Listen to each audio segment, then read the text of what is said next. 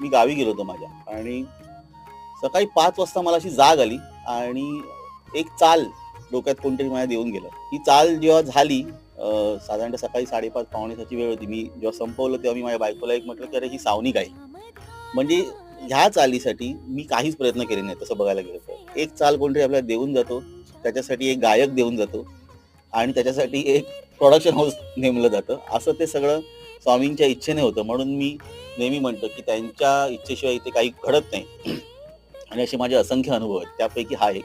आणि मग ही तारक मंत्र आम्ही रेकॉर्ड केली. सावनी येऊन ती गायली. आज ते मला वाटतं शूट झालंय.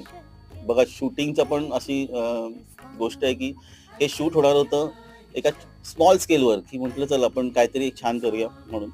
आज त्यात प्रार्थना बेहरे आहे, त्यात भाग्यश्री आहे, सावनी आहे. म्हणजे ते स्वामींच्या मी असं म्हणेन, की स्वामींच्या डोक्यात होतं किंवा स्वामींच्या इच्छेने